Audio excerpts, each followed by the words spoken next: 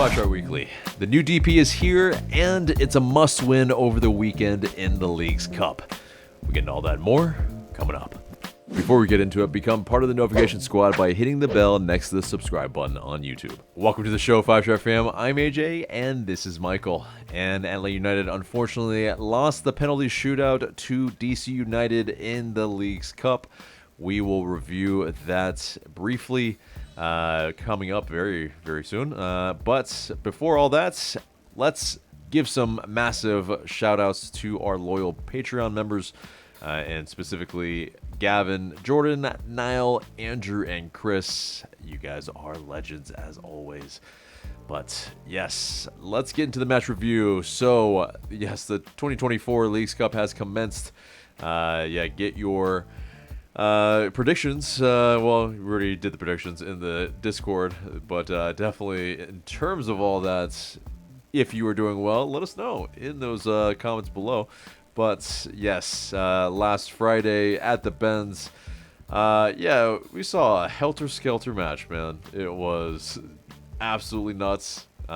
6 goals, a goal in the 4th minute, penalty shootout. I mean, it's just for the neutral, it had everything. If you if you're an LA United fan or a DC United fan, I'm sure you were cursing your Uniteds. But yeah, let's just start with it. The gaff is just terrible, and Josh Cohen started. It was, I mean, I think we're seeing some frailties in his game. Maybe it's some nervousness.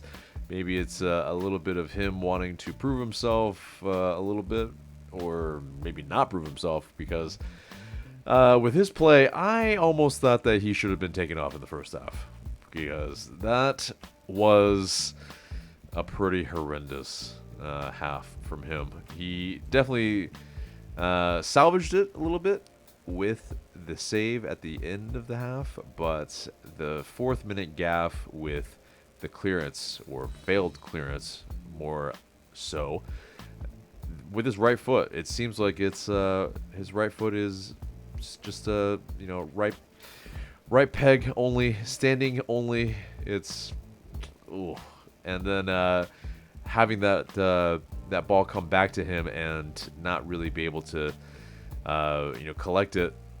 And then the one person you don't want to score, Christian Benteke, he gets 2 touches and an open net. It's just isn't there like a term for that, when the goalie or the guy just like kicks it over the goalie or the defender and then puts it in? I remember Raul Ruiz did a spectacular one to Brad Guzan some years ago that everyone was over Miles Robinson. Little rainbow. It wasn't quite a little rainbow flick or anything like that. I think it's sombrero or something. I don't know. Someone said something like that. I don't know. Yeah. Either way, it was egregious, and kind of just started this whole train of nerviness in the first half. Yeah. What is Cohen doing, playing so cavalier like that? Yeah. He couldn't even clear it out of the box. This is a tournament game. This is your shot. You knew this was going to be your shot going into the season along with Open Cup. And to play like that, I don't know. That doesn't seem to be the way to go, but it is what it is. Exactly. But because coming in, we were, maybe not brimming full of confidence, but there was a little bit of confidence after beating Columbus Crew at home. So the very fact that it really did not look too promising from the first opening minutes. And then another moment where they hit the crossbar. It's just the first half we were extremely lucky not to be down more somehow, but I mean, we were able to equalize. Brooks Lennon was able to whip in a cross to Daniel Rios at the back post, and we were at least able to not make it super ugly, but things definitely weren't exactly going to plan. But yeah, we definitely it could have looked a lot worse. I mean, honestly, the 3 goals, it was actually it flattered them a little bit. But yeah, They shouldn't Benteke, have had 2 goals. We yeah. gifted them 2 goals. And we absolutely did gift them 2 goals. And yeah, they hit the crossbar as well. And yeah, I mean, the matter of it is yeah, another just errant play by LA United. Yeah, we have essentially a ball in over the top, and Lennon is trying to clear it, but he heads it backwards right into the path. Yeah, and yeah, Stroud, he was able to just run it down and squeeze it into the near post past Josh Cohen, and really a tame shot. It just exemplifies that, man, like Cohen had a really, really poor half. But yeah, and Stroud, it's the Stroud show. Yeah, he gets a brace, and it's The guy takes it off of a half volley. Like, it's good an for him. outrageous shot. It's an Of course, outrageous shot. outside of the box too. Like, damn. Right. Okay, we'll see if he does it again in, like, I don't know. I'll give him 3 years to try and do it again, and he probably won't. Right. I mean, because it's sweet, and honestly, it's something that this one Cohen couldn't do anything about. So that, at the very, very most, it's just a dagger to a degree, but so we thought. A lot of people in the maybe watching, they're like, oh boy, yeah, are these the floodgates? Fortunately, it wasn't somehow, and yeah, I mean, it's 3-1, but yeah, Rob Valentino, the interim head coach, he was, after the match, he was saying he was really angry that they were down in that situation, inexcusable. There's no reason to be in a position like that, is what he said, and yeah, it's basically. He said scoring goals is great, it's awesome, but we have to go and work. We shouldn't have to do that. And yeah, I mean, we did some work to get back into this game. That's for damn sure. But yeah, it is yeah, pretty much where in terms of yeah, our second goal, I mean, it's something where we had to work for it. We really had to work for it, but because we had 2 penalties, but the second one, yes, Saba Lapsanidze's yeah, just upper 90 top bins. It's sweet. It is a sweet hit. He was like, okay, Stroud, I'll raise you one a little bit, but even though his shot was a little closer and it wasn't a half volley, but it was just as good. So exactly, him channeling his Inter Miami form and just putting that in the top, that was awesome, seeing that. And then, boy, did that fire us up a bit. It did. And yeah, for Saba, who switched over to the left wing a little bit, Silva a little less effective in this match, and it seemed like Saba was really more of the guy that was going to make things happen, and that he did. And yeah, I mean, it's one of those now, the 2 penalties that, well, the first one, yeah, it's something that VAR had to look at for a long while. Long boos from the crowd to hurry things up, and surprise, Bartosz Slisz steps up to the penalty spot, and yeah, he struck it low. It was just telegraphed. It was a little too easy. Not the worst hit penalty, just telegraphed a little too easy. Yeah. And yeah, if you're gonna telegraph it that hard, it can't be that basic of a shot. You have to really put it where they can't get to it. But it was just too easy, and like you said, telegraphed it and made it even easier. Right. And, a lot of people are wondering why Schleich. And the only thing that I can think of when your defensive midfielder is the first one to take the penalty is that they practice penalties in training, and he won out. And he was the best one of, the day that they took penalties. And that is surprising because that is, it wasn't super surprising to me because I saw, in the Open Cup, he slotted his home really nicely. So he's got it. It's there. And, you see it. He scored that one goal against, I think, Nashville from like long distance at one time. Like he can definitely do it. It's just evidently now when the pressure is on, not on the practice pitch anymore, he wasn't really able to do. You saw it with the first one, and then when we get to the second one, the penalty kicks, it's literally almost the same thing. Right. And almost. It's a little bit more central. We'll get to that, of course. But, so we get the other penalty kick, and Daniel Rios, he steps up this time. And, he was able to level the match at 3-3, 81st minute, to lock up a brace for the night. But, that sent us to penalties. And it was unfortunate that Rios, he had to be subbed off due to cramping, so he was unable to take a penalty kick, and it was definitely perplexing when no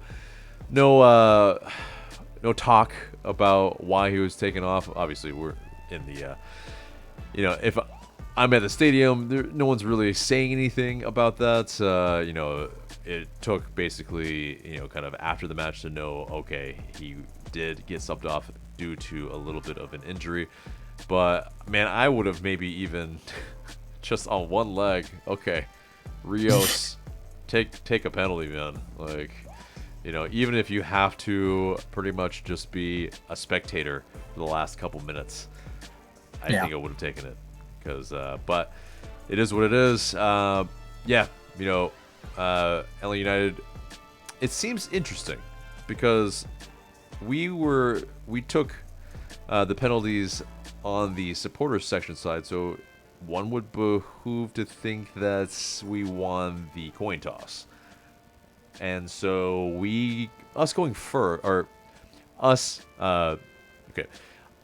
DC United going first is actually surprising because I think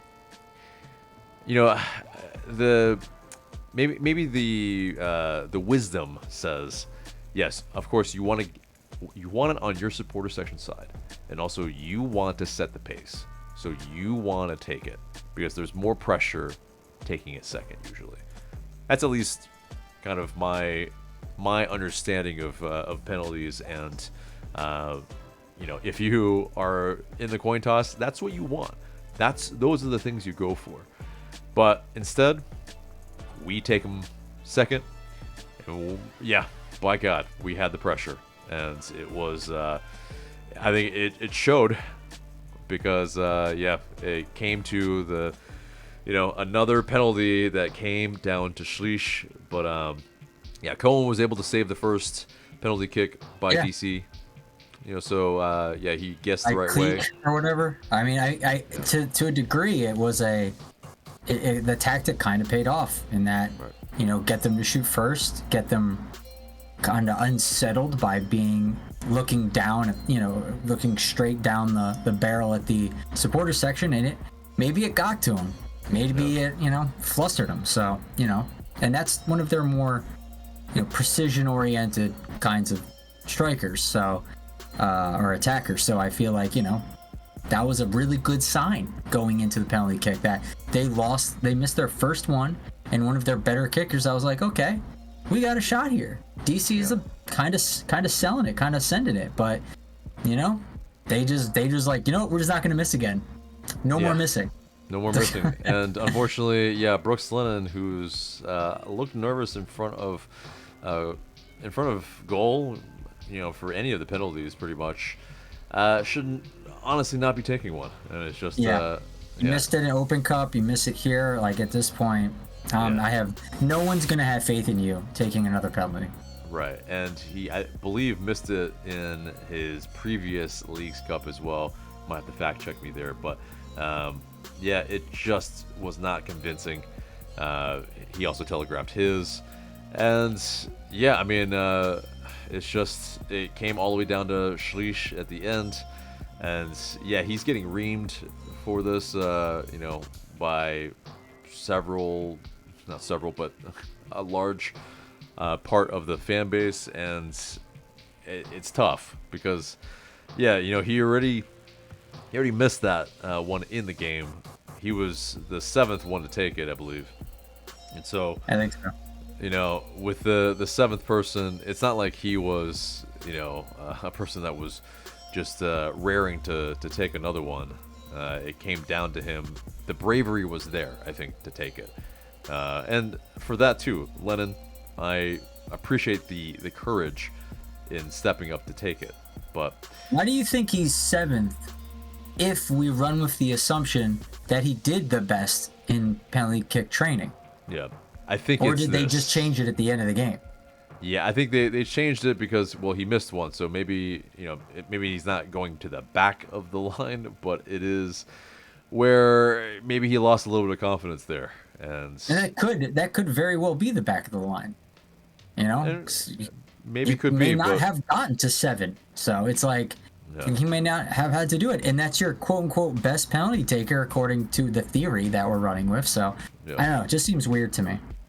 Right, and you know, it's just tough, you know, either way on this player who, yeah, I think besides the penalties, like I said this in the live stream, I think he had a decent match. Not the best match, but I think he had a decent match.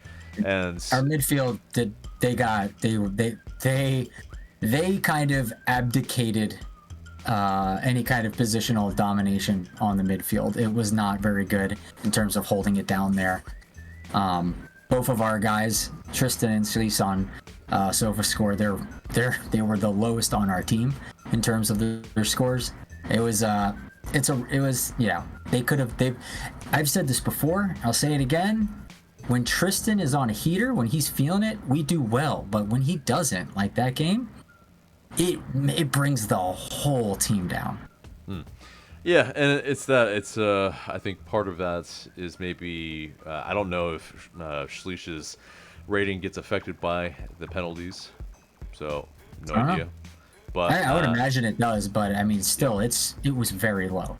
Yeah, and then, you know, with Muyumba, I think there is something to it where, you know, kind of bright lights. There are some of these moments sometimes, I think, where you know, in these kind of more pressurized situations, I'm not sure, like you know, maybe it's not in his quite DNA per se, but who knows?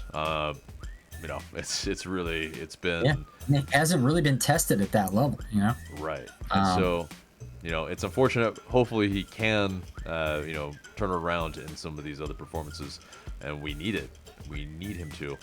But he's only what, like 24? Is he? Yeah, something like that. 25. Let me so like he has time to grow in experience and to be able to better handle high pressure situations the more he runs into them. So hopefully the next time he's in a situation like that, you know, he'll have learned from it and has grown a bit of a, you know, tougher skin. Right, 27, but yeah, either way, still in his prime. But yeah, 27. Yeah, okay, that's a little bit more than I thought. All right. Right. By the way, he should be there by now.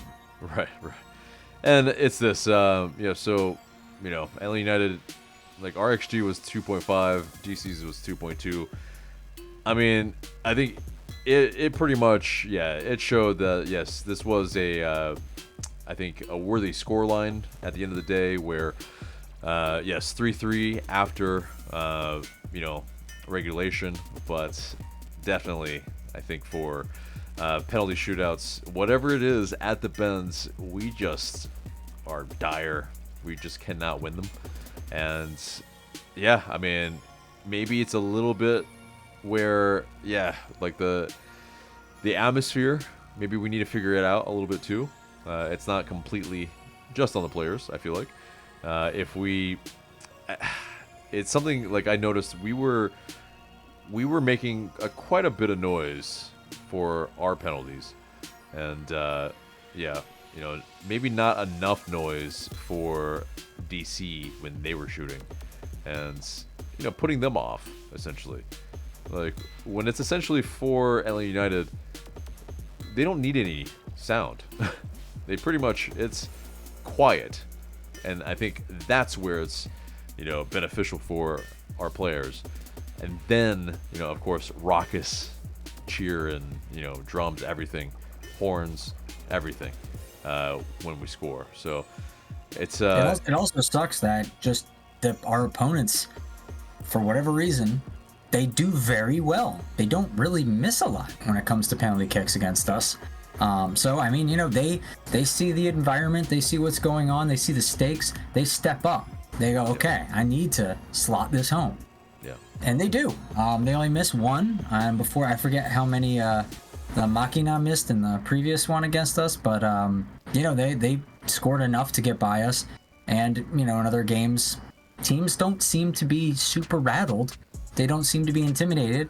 I mean, maybe their first shooter was a bit, but they got their stuff back in line real quick after that. So yeah, and it's just unfortunate that it seems like we're the team more so that gets rattled in our own home when it comes to the pressure of penalty kicks. Right. And it's something that, like, England, if anybody watched the Euros, you know, there was the penalty shootout that England kind of took part in, where it's little things like this, where, you know, just the shoulder-to-shoulder that, you know, teams often do, where, you know, it's almost like this impenetrable wall that you have to, like, return to sometimes, and if you miss one, well, it's, you know, extremely tough on your psyche to go back to that, instead of, yeah, what they did, which was a little bit of having a buddy walk you to the penalty spot. And in that, it's a little bit more psychologically more like, hey, you know, you have somebody on your side, and especially if you have somebody, you know, a goalkeeper that shithouses very well, can distract you, which is also, I think, something that we need to maybe have with either Goose or Cohen, is take a book out of Emi Martinez, Debu, you know, like what he's able to do, which is put off the penalty taker. And yeah, whether it's, you know, taking the ball a little bit, you know, really just distracting, you know, the penalty taker, where, you know, you try to intimidate them, really celebrate, like, raucously and garishly if you know, save something. Just various things that can put off the other team. I'm all for it. Like, we need any sort of shithousery, because we are anemic at these. And so we need to figure it out, because there might be another one. There might be another one on Sunday. So, but anyway. So you're saying we should have Josh Cohen or Brad Guzan, whoever's in goal for it, do the dances that the Tigres goalie was known for doing, right? Was it sure. Griezmann? He's known for doing like popping and locking in the in between the posts. Exactly. I mean, I don't know if Cohen has that kind of bravado. It doesn't seem so. Probably not. Yeah, I mean, Griezmann had like a mohawk at one point. I don't see Cohen having a mohawk. Like, I just don't see the personality lining up. But you know, hey, you gotta figure out your silly dance to throw people off. You know. Exactly. I feel like Cohen's maybe more of a worm type of guy. And if you got to do that, well then, hey man, you know, get some rubber, you know, kind of dirt on you, and you know, just move on and put off the other team, whatever it takes, guys. Because yeah, I want to see us win a penalty shootout at the Benz, for bleep's sake. Jeez. Against opposition that's at our level or higher, not against USL teams who we absolutely should be beating, and honestly should never have been in a penalty shootout to begin with, because we should have just beat them right out. But That wasn't at the Benz though, so but anyway, yeah. right, yeah, It's true. We were able to win that one, but yeah. Anyway, I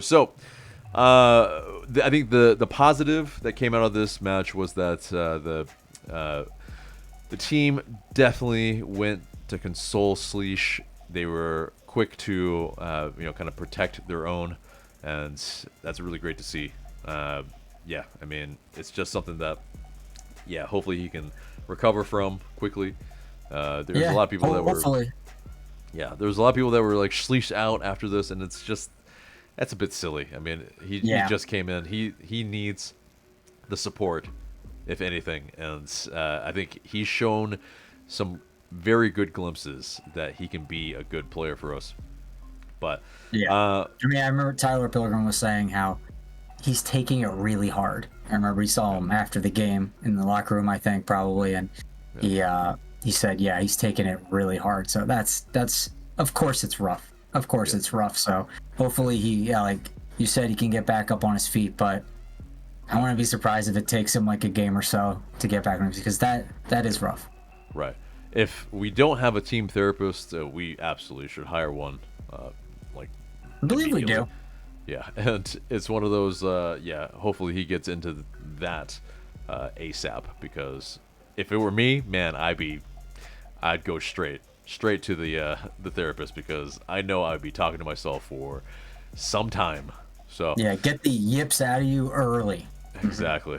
But so also Doug Roberson, he mentioned that Sleesh, he did talk to the media after and answered a couple questions, and he didn't have to, and I think that's huge. That's a sign of good character from Sleesh as well, that he's accountable, and exactly, definitely wants to show up for the team. I think that's a big thing. So hopefully he can recover very, very soon. But so final thoughts on that match? Yeah, it's like what same kind of song that we danced to last League's Cup. That was not great. This League's Cup is a possibility of things turning around against our next match that we'll preview, but this was not the way to set yourself up. DC, I mean, now that I've seen kind of what Santos is, and like they're definitely the weak member of this group, but DC at the beginning, as I thought, was definitely gettable. I mean, we've beaten them before this season. Yes, they beat us, but we also beat them, so we could absolutely do it. It's just like kind of how I've been saying a lot of the season. It's what Atl Utd shows up. Yeah. Is it the one where Tristan just isn't really getting his head on straight? Is it the one where we just can't get any service to our attackers, and then if their attackers do get anything, they goof everything up? Like, is it going to be one of those games where we can't buy a goal no matter what we do? Or is it a game where the other team just gets super lucky? Turns out it was kind of like that. Yeah, and this was a winnable match. Now the next match is a must-win. So it's definitely going to be all for, having to pretty much get past Santos Laguna. But let's get into the news. So congratulations to Savalaptanidze on his newborn Alessia. He and his wife just gave birth. And yes, so major congratulations to them. He did a celebration for her, obviously, with the A celebration for the second goal for Atl Utd. And next bit of news: Atl Utd announced that they acquired a 2024 international spot from the Seattle Sounders in exchange for $100,000 in 2025 GAM. So some GAM from next year, and immediately used it for the incoming player in Alexey Miranchuk. And so the long saga is finally over. Atl Utd have signed Miranchuk to a contract through the 2027 MLS season with an option for the 2028 season. And he is signed as a DP He will have to get a visa, but the reports were that it was in the region of a $13 million fee, one of the most expensive in league history. Just for reference, we have probably like 4 of the 5 most expensive transfers in league history. But yeah, as well, Roberson of AJC, he did mention that the visa process has started, and it could take as few as 2 weeks, but can take maybe 3 weeks. So if we're expecting maybe him to play a part in Leagues Cup, I would say probably unlikely, unless we can really go far.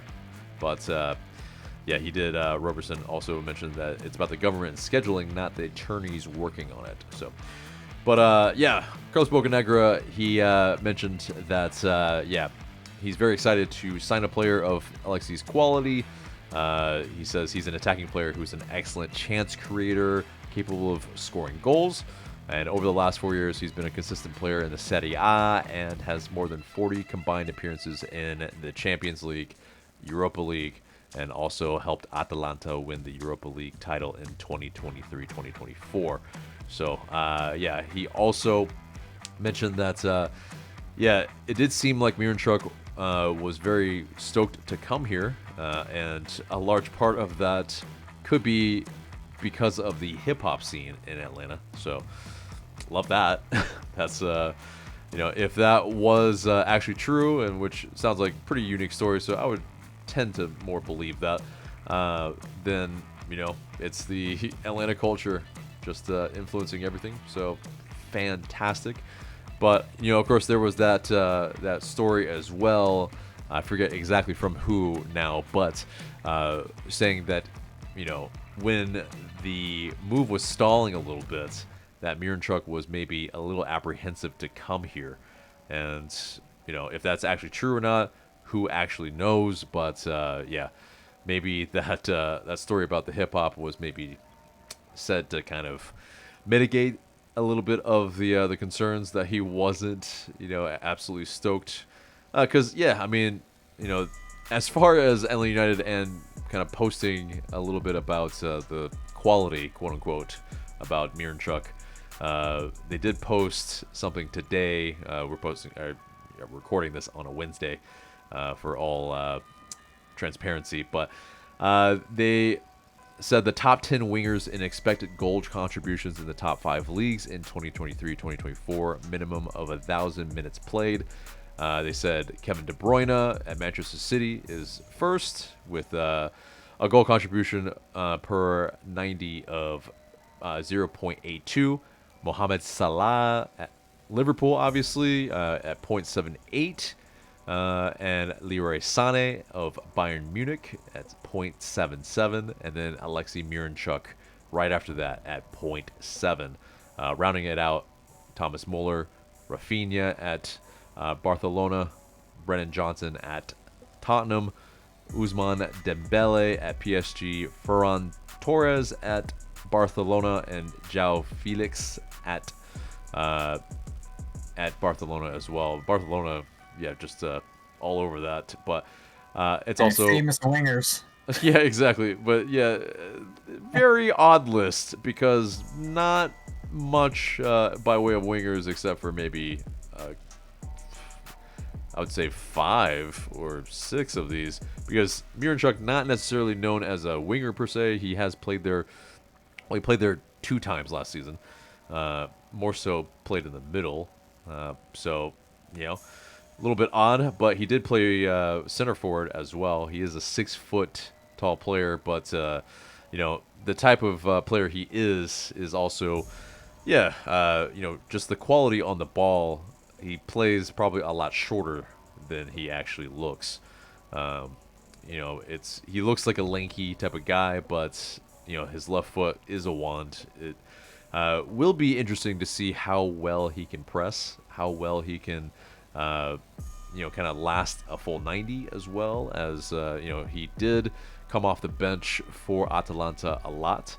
And so, while he is an elite chance creator, it is definitely interesting. Can he do it for 90 consistently? Yeah, and so for a designated player, you want him to be able to play as many minutes as possible. And Thiago Almada, for a little bit of the up and down that he had this season, one knock that you can't for him is that he is available. He plays the entire 90, and hopefully that Miranchuk is capable of doing that. But I mean, just back to that list. It's just I don't know. I get it. I get why Atl United posted that. Maybe they should have just gone with chance creators instead of calling it wingers, because it's just when was the last time De Bruyne was called a winger? I don't get it. Muller. Yeah. Muller, yeah. So okay. Also, not really a winger. It's I don't know. Just a bit odd. Seems like a little bit of a reach. Trying to, bring in some of these other players into the list. But still either way, like a great goal contribution per 90. And so yeah, definitely, absolutely. That alone still, he is quality, and that much is true. Whether he's a household name or not, along with the rest of those players, that's a different thing. Yeah, I don't know about that. Right. But like other players from Atalanta, that have come here, namely Carlos Carmona, who definitely was a player that a lot of people appreciated. Kind of bulldog in midfield. Hopefully he can be just as successful or more than Carmona. But so that's a fair bit of trivia there, AJ. It is. But I have some other trivia for you as well, if you're down. You want to try and guess it? Shoot it. Do it. So we have some players that have played in World Cups in the past, and currently with Miranchuk. So he played for Russia. So he has minutes for their national team at a World Cup. Can you tell me all the other players who have had minutes for national teams at a World Cup? Oh, man, you are making me dredge into my memory at 10:30 p.m. at night here. So I'll give you a hint. It's only two besides the obvious one, Thiago. Yeah. So two. I think there's gonna be too much dead space here for me to think. So I'll give you a hint. Both of them were on the inaugural team. Okay. In a World Cup. Okay. And obviously before they landed at Atl United. And okay. One of them, let's see. Ooh. I'm drawing blanks right now. It's all right. I'll help you out. The first one is the guy you just mentioned. Oh, Carmona. Yeah. With Chile. Yep. Okay. Yeah. Twice. Right. 2 different World Cups. Okay. All right. And the other one was one that stumped me, that I didn't know because I just I completely slipped my mind that this country even has attended a World Cup, but it did. So maybe that'll give you a hint. Oh, that's a tough one. Position. What position did he play? Just Forward. Kenwyne Jones. That's right. For Trinidad and Tobago. Boom. I was like, I completely forgot they ever went to a World Cup. Yeah. Sorry, Mark. No shade. I just completely forgot. Yeah, I mean, that's the thing. It's they haven't been exactly killing it lately. But absolutely, yeah. It's probably in spite of the U.S. men's national team, unfortunately. Yeah. But it is. And speaking of U.S. men's national team, Brad Guzan gets an honorable mention, but he was never played at the World Cup. He was on the roster, but he wasn't played. Yeah, so I didn't say him because I didn't think that he actually had any minutes, and so yeah, definitely interesting. But yeah, and so as far as Miranchuk, anyway, back on track here. What are your thoughts on Miranchuk and what he might be able to bring to Atl Utd? I'm a little worried that people are expecting a lot of goals out of the guy, like perhaps like Thiago Almada, who was, when you think about his goal creation, events, activities, there's like equal parts goals and assists almost. Where I think what you'll see with him is more assists, less goals. So you'll still have a lot of creation. Hopefully we're talking MVP, challenging numbers like Thiago was able to do at least one season. But like, it will be more from assists and less from goals, I believe, because that seems to be what his MO is. Seems to be that's what his skill lies in. And this is the kind of player that, instead of just like being the guy and putting the team on his back and having to do everything himself, which a lot of players that come to Atlanta seem like they have to do. And what this creates sometimes is a lot of hero ball. And that's not exactly what we want. Instead, what I think this guy is capable of doing, and which is perhaps why he was brought on, is that he can be a force multiplier for the entirety of the team, making everyone better and not just him having to do everything. So that's what I'm looking forward to see the most out of him. That's kind of what I was expecting from Schleich when he came, but on the defensive side of things. So if they can both be that, engine for those two parts of the team, that's going to be a solid team. Because like I said, we don't need hero ball. We don't need that anymore. Like, that was maybe perhaps our next 9 can do something like that, but we've seen it come and we see it go, and it's not been super successful with hero ball. So maybe some guy like Miranchuk who can stitch everything together, I think, is perhaps the way we decided to go, and the way that probably will be better. Right. That was exactly the word that I was going to use, is stitch the lines together a little bit. Maybe a la kind of a very, very light version of Mesut Ozil. A little bit languid, a little bit, the height kind of similar a little bit, but obviously not as ripped as Mesut Ozil is now, but I don't know if you've seen what he looks like now. It's insane. He's like boxer levels of rip now. But my sister-in-law absolutely adores him, so I have seen him. yeah. But it is this. It's I think Miranchuk kind of provides that level of kind of just creation, making players around him better, and we really need that. I think some of these players kind of feel like they're on an island sometimes, and especially if he can recognize space, take space, and also kind of create space for people where there's players, they maybe through his direction they now know where they might need to be in order to get the final ball for them to be able to put it in the back of the net. And especially it's one of our biggest Achilles this season is obviously being clinical in front of goal, but it's also the types of chances that we've gotten.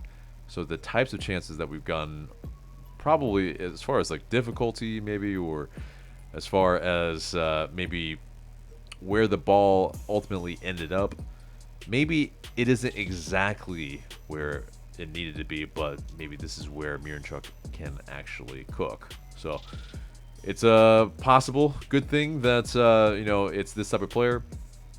Obviously, we all have flashbacks of Carlos Bocanegra and his squad building, so we all kind of take this with a little bit of a grain of salt as well. And so hopefully he has turned a page, and this is the right type of player for Atlanta United moving forward. It is with Boca now under Garth, it's trust but verify.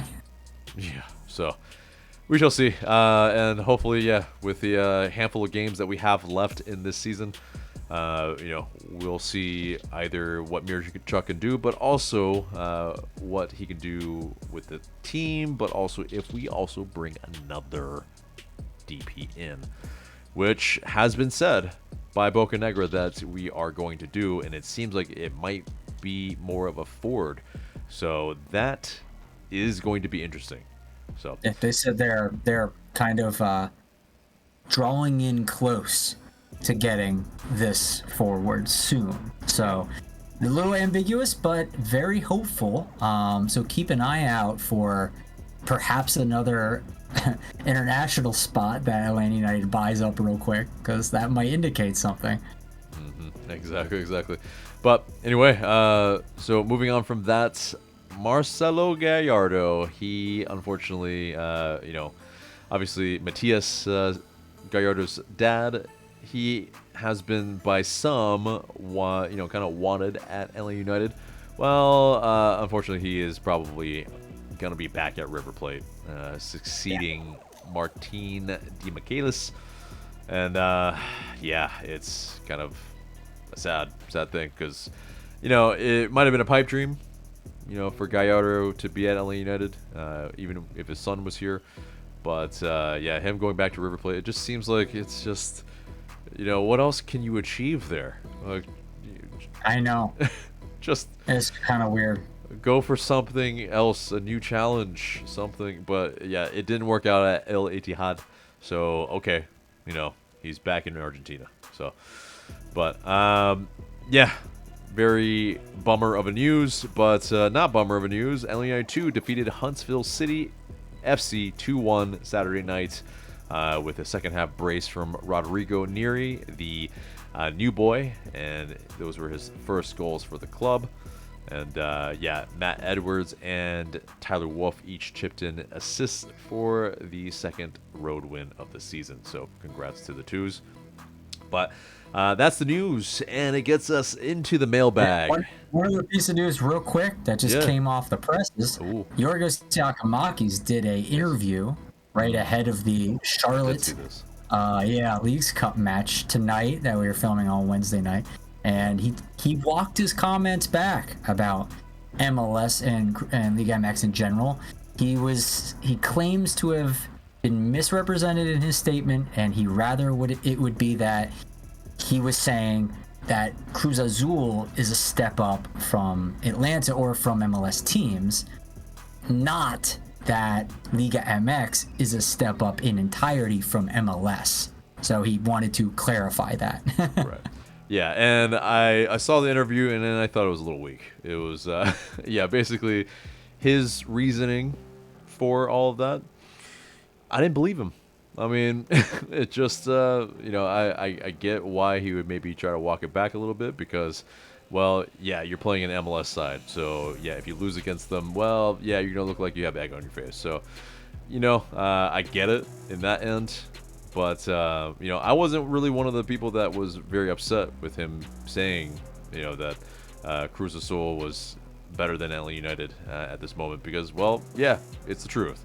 And it's I'm not going to be offended by what's going on in that. Like, if this was like 2018, it'd be a completely different story. I would absolutely be like, are you crazy? And probably, kind of boot him out the door myself. But it's I think in this moment, again, I think he's just trying to save face a little bit, and just in case. But anyway, any other news?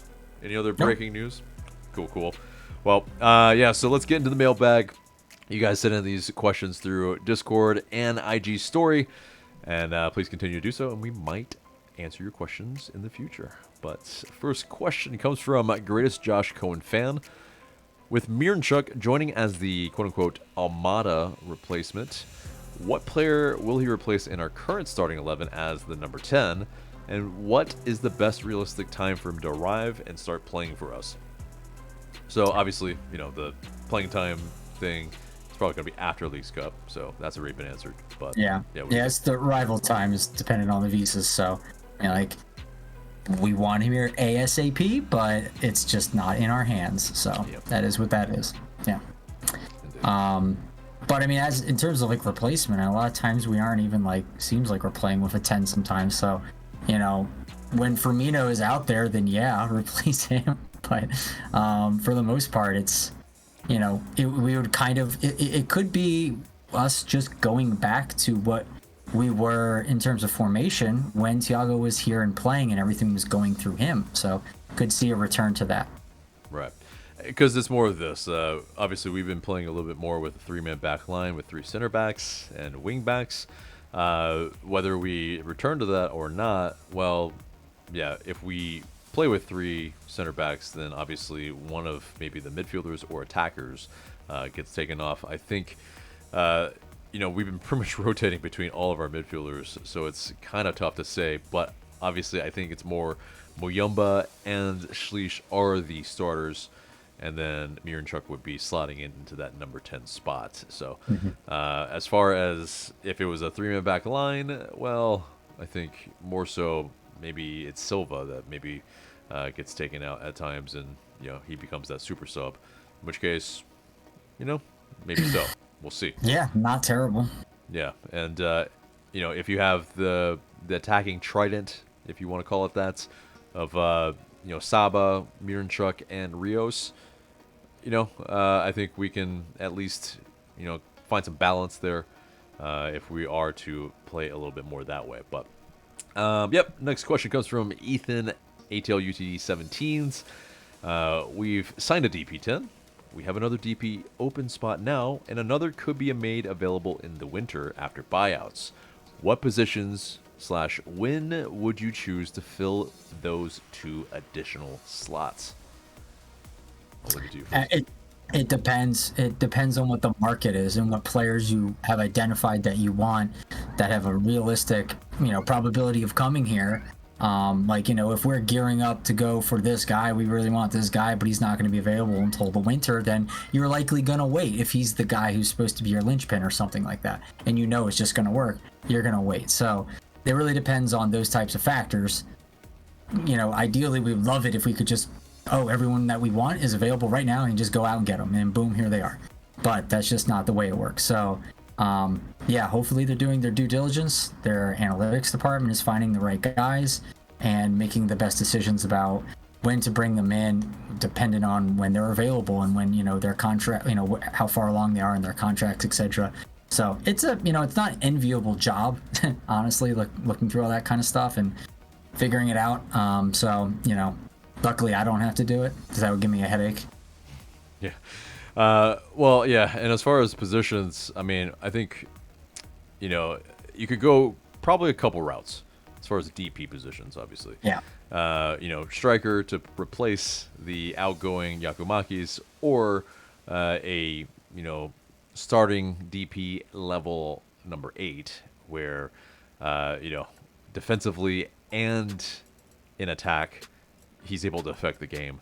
And I mean, we've both been calling for this. We have needed this for quite some time. Having pretty much less than probably 3 or 4 goal contributions coming from our midfield in an entire season is pretty bad. Like we need a lot more goal contributions from the middle of the park, and somebody that can do that would be huge. But I don't think that's going to happen. Yeah, I think more in realism, it's probably going to be a striker. It's MLS. You pay more for your attacking players, and hopefully, if it is somebody that I think for optics they need to sell season tickets, like I've mentioned, they probably need to bring him in this window. Obviously, it is contingent on if you can, like Michael was saying, and so. If I think the summer is more attainable, but if it has to be the winter, then it is. But I think there are more players that are available in this window, so I would say in order to not maybe displace a player or really kind of have to kind of make a player turn their heads a little bit, and essentially kind of have to leave a team mid-season. Most of the other teams. If you aim for the winter, you're going to have to pay a premium then, because they don't want these players to leave. Whereas in the summer, it's not in season, so it's just easier. Exactly. So I would say if we're going to do it, I think we have to do it now, unfortunately, and because obviously there is the whole argument of, okay, we don't have a coach, but yeah, it's a conundrum, and yeah, we could hire the coach, but which coach wants to come in this type of situation right now? What is he said he talked to like what? Or the people he quote unquote has talked to so far have no interest in joining a team that is so rudderless in terms of like no DPs, and it's middle of the season. It just doesn't seem right. So it seems like they're definitely going. Obviously, they haven't even hired the search firm yet, so it's definitely going. And they even said it. Garf said it straight up. You won't see a new coach until 2025. Valentino will see the season out. Right. So it is what that is, and I think that's whether that's the way to go or not. I mean, we've got dump trucks of money. He's just gonna. They're just punting it and allowing for this season to tank, or if they do well, they do well, and then the season doesn't tank, and that's great and all. But like, they're not expecting it to do great, in my estimation, and they're okay with that because they know next season it could be like a clean slate. You're gonna have a lot of movement on the roster. Fresh DPs, new coach. It's going to be almost a brand new Atlanta United outside of a few core players that you can probably already identify based on contracts alone. So, Yeah, it'll be interesting, who stays and who goes. But, next question comes from Rody _ Enestrosa. It pretty much pertains to all this. What do we need more of now, a good striker or a good coach? Well, I think we need a good coach. Both. You need both, but like I don't know if one is more than the other. I mean, a good coach can give you that 20% boost we talk about, but also just getting yourself on the right track to building some kind of cohesive identity and chemistry is just gonna be. It'll do us a load of good. But I mean, a striker can also just put like a high quality striker. I know Garth is talking like in the realm of like 10 or so million, which is not going to be like a world beater, but Yorgos Giacomakis did very well. Jorge Martinez did very well. They are not world beaters. They are not super high above 10 million, but you get a little worried about sometimes with what their ambitions are based on what numbers they throw out, regardless of whether or not that's going to be, someone who will be to the lofty heights of a Joseph Martinez in MLS or something remains to be seen. But we can be optimistic about it. We can be optimistic that someone could kind of be a diamond in the rough and come and put the team on their back. And then if you just get the 9 and no coach, perhaps a player like that can just start scoring for fun because that's just what they do, and they're just that much better than everyone else. And then that kind of gets you some wins where you probably shouldn't have deserved them or gotten them without that kind of player. So you can get by probably with both. At the end of the day, you just need both. You just can't really. You're not going to be a championship level team without them. So yeah, I'll put it that way. Yeah, for sure, and I completely agree with you. But I guess to answer the question, more a good coach. I think right now we have strikers, we have some goals in the team. It's really we need more cohesiveness. We need more of an identity. That's been the thing. That has been a prevailing thing that Atl Utd has needed for quite some time. But Brian _ Ross Hreddy, he asks, first year fan here, why the F are we so bad? Well, yeah. Sorry you joined us on such a low note. But yeah, he hasn't the immunity built up from watching this team in 2018 and 19. Yep. The goodwill does hold over for a lot of people. Yeah, I mean sometimes I just go to bed at night thinking about humbling Club America at the Benz for the Campeones Cup, like things like that where you put your flag down in international soccer as one of the first teams to like slay a Mexican giant. Like it was it's things like that are a high you ride on for a while. So, but unfortunately, it definitely probably has already ran dry for most fans, and they're just tired. And like we say with Eddie Murphy, what have you done for me lately? So they need to do something. And yeah, it's unfortunate here. Like, I don't know. I'm curious. It's like, why did you become a fan? I mean, if you became a fan of us when we're so bad, then it can only get better from here. So think of it that way. True. Yeah. Like, and it will get better because, yeah, I mean, we are very bad, and then we're gonna add like I just said in the other segment, like, or the other question, right? Like, this team is gonna be completely different next season. You have so much to look forward to. It's kind of wild. It's exciting and it's nuts. Yeah, exactly. And so, I don't think there's as far as any of this. It's a first-year fan. Yes, I think it's amazing that you joined and followed the team through this. But I think it's, it speaks to the testament of the game. It speaks to the passion of the fans that, are supporting anyway. And yeah, I think, as far as any of it, like, there is always a kind of like a greater fan than thou type of thing. There's that type of energy that, some people have. But for me, I think it's this. It's like, whether you go to the games or you don't go to the games, I mean, essentially, if you're watching while the team is just this piss poor, well, I mean, I think it's this. It's like, you're absolutely, as great of a fan that goes to every single game and all that. It's just, it's there are levels probably of the fandom, and that's not disputed. But I think as far as you're a supporter, and I think that's we're happy to have you.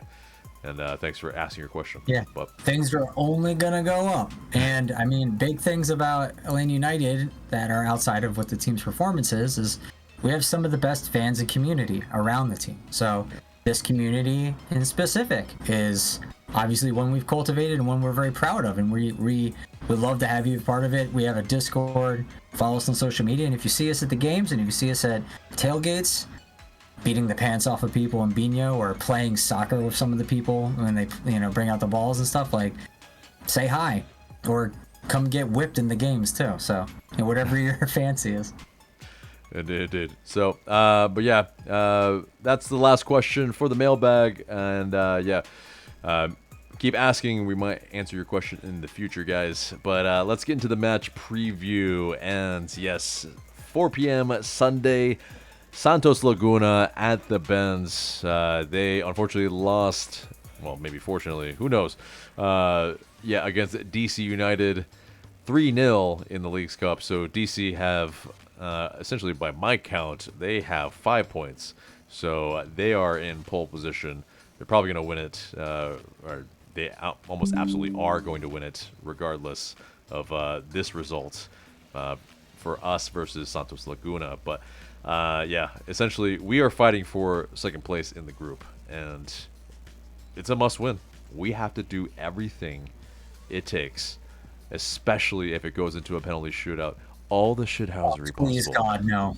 Please, God, not another Leagues Cup shootout. I know, right? Because it's at the Benz. I mean, if it was at Santos Laguna's home, I might actually feel better about it. But it's...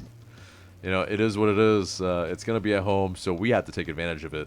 But essentially, Santos Laguna, they are in the doldrums a little bit, unfortunately. They are not having the best time of it in the league at the moment. For their time in Liga MX, they're pretty far down. But as far as Atl United against them... Actually, no. Well, so let's kind of talk about the intricacies for us in getting past this. So it's essentially we must win. That part's simple, right? But if there are any tiebreakers, it essentially gets into some scenarios that are definitely interesting. It's yeah, we will have to kind of get into let me try to break this down like super simple. It's not exactly going to be simple, I suppose, but yeah, we're vying for a place in playing our next match, or after this, being able to play a match at Bobby Dodd Stadium. And Right. if we're able to do that, I think a lot of people will be pretty stoked. At least it might even satiate their Leagues Cup interest. But I think all in all, yeah, it's simple. Atlanta United must win, and if we draw, well, yeah, absolutely, we will go to penalties, and we have to win that as well. So, but as far as Santos Laguna, so let's get into them just a little bit. They've won 6 Liga MX championships, 1 Copa MX, and 1 Campeón de Campeones Cup, just like us a little bit. And they've also reached the CCC twice, or the CCL back then, and finished runners-up on both occasions. So, yeah, they're not a small side by any means. They're just kind of in a bad spell. Sounds kind of familiar, but it seems like, yeah, this whole group, DC United, Santos Laguna, LA United, it's just a group of underperforming, underwhelming teams at the moment that essentially have history. They just need to figure it out in the league currently. But They for to their detriment, they probably won't be able to, because a lot of their top guys are just out with like kind of long-term injuries. Yeah. So that's largely the reason why they're, they usually are probably like mid-table, but they're fairly low table now because of a lot of that. They're underperforming. yeah. And I think if I read something earlier correctly, their best guy hasn't scored over 10 goals since like 2015.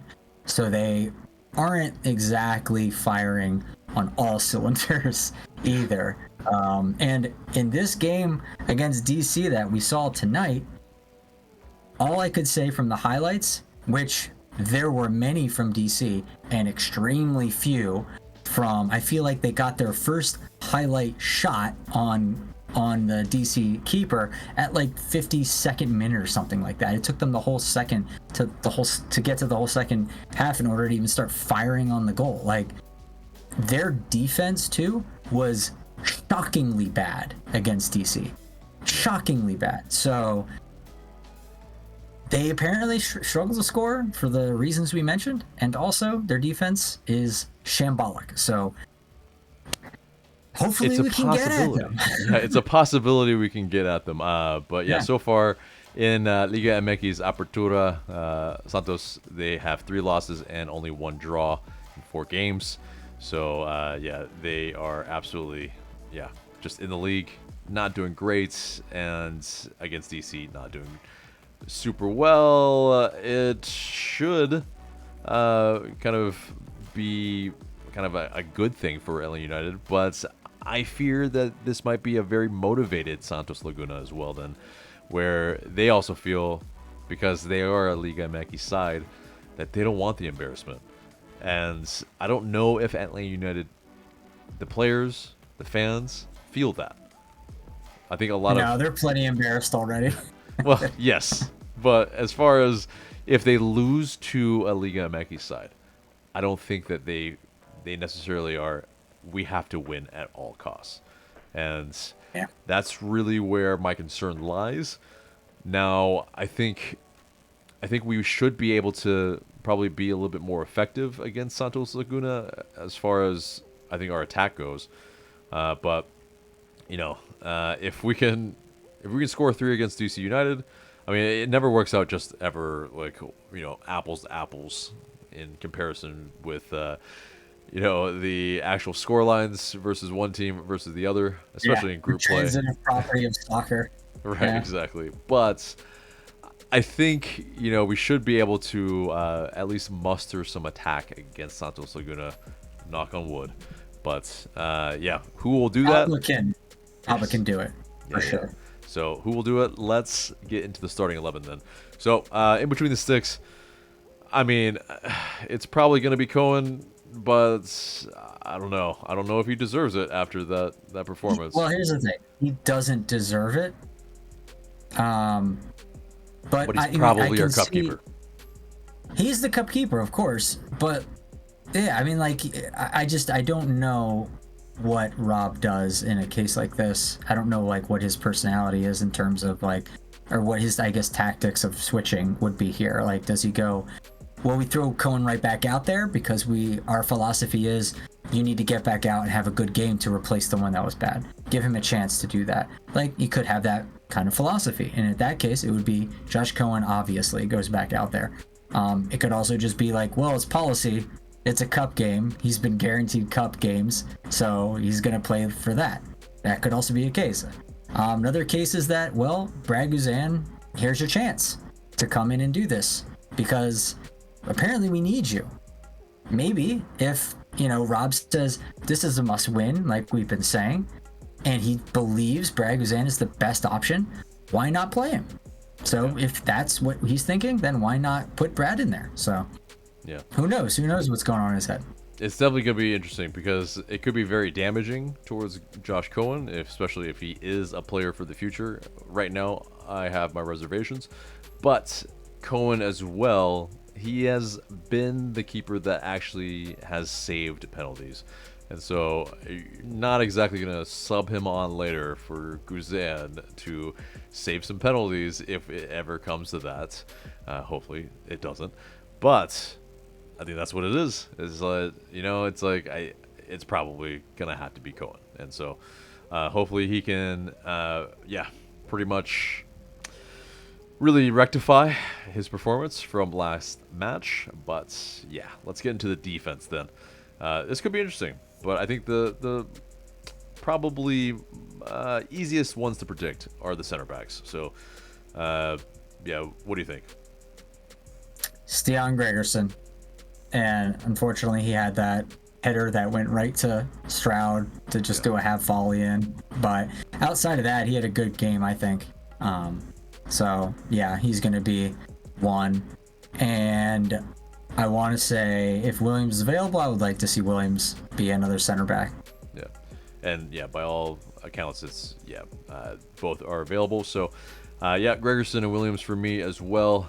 Into the, whether we're going to stay with a 4 or if we're going to go with a 3, I think we're going with a 2-man, center back pairing instead of, kind of a 3-man back line. So Lennon, obviously, at right back, but left back, that's really going to be the interesting bit is, do you stay with Hernandez or do you go with Amador?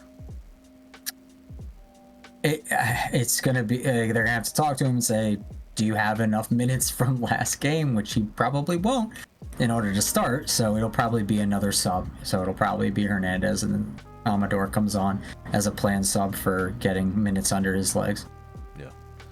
Well, so yeah, I probably agree, but I think, it's like if any side you come in, I feel like, it's a must win. It's tough. It's really tough because you want to give him some meaningful minutes, but I guess you have the rest of the MLS minutes to kind of give him, kind of more of a cameo. But I feel like his delivery, just more of a left footer would really help us from that left side a little bit. But I'm curious if Hernandez doesn't start there. It's like, well, who's the captain then? I guess Lennon. Oh yeah. Yeah, probably Lennon, maybe Williams, or depends on who starts in midfield. So it's gotta be Lennon, I think, because they seem to be going by seniority at the team. Yeah, so it seems a little bit of that. I agree, but yeah, so Hernandez probably is the left back there into midfield. I mean, it's whether we have 3 of them or just 2 of them. Or, what do you think? Who's starting in midfield for you? I would probably think 2, Sleesh and Tristan. Okay.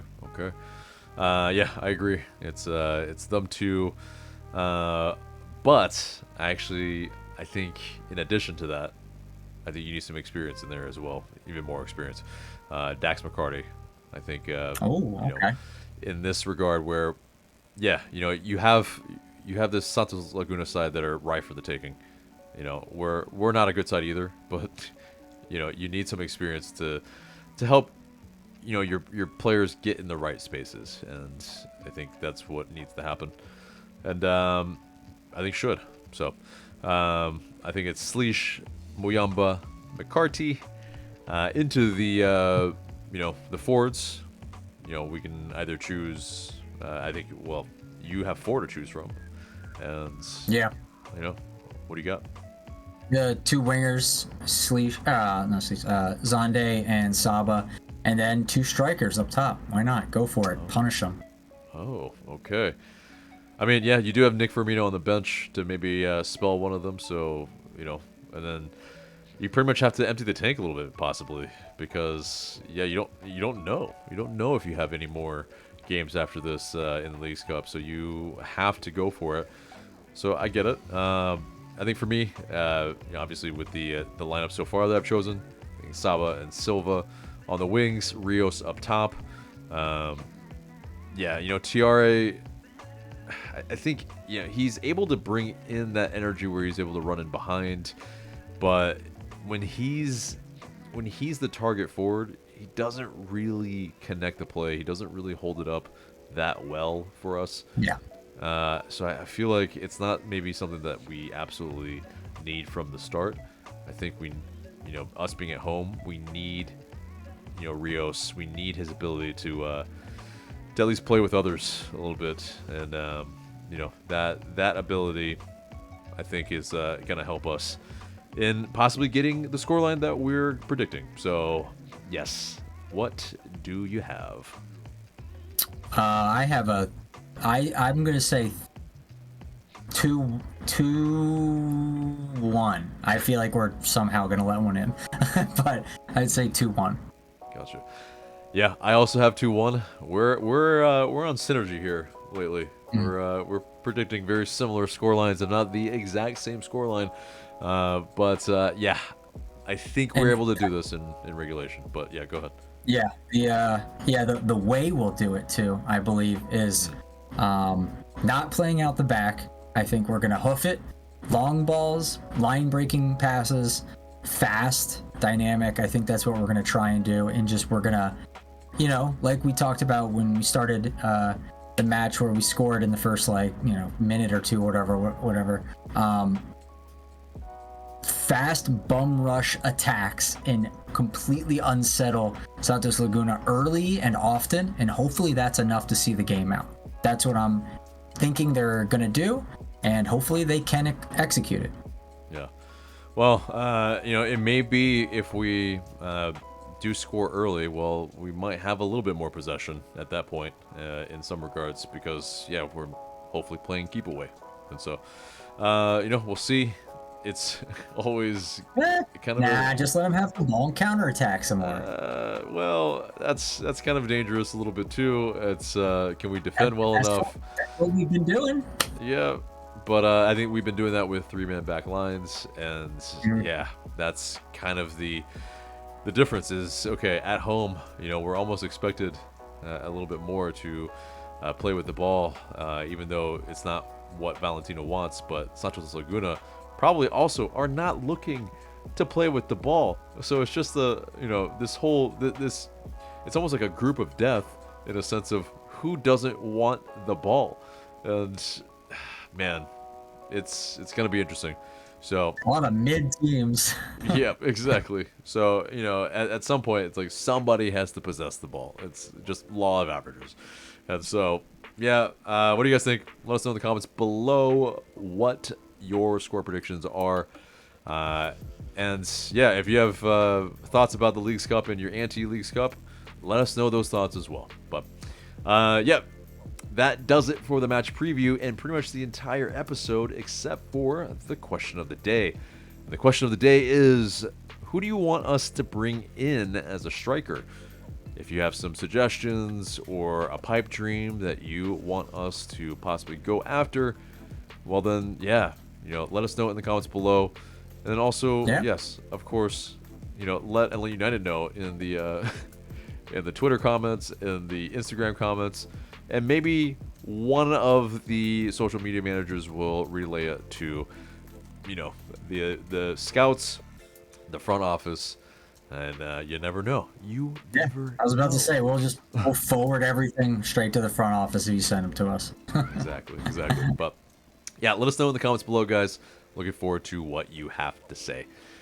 But that is the episode there and there. Remember to like, share, comment, and subscribe. That's Michael. I'm AJ. Thank you so much for watching, and we will see you in the next video.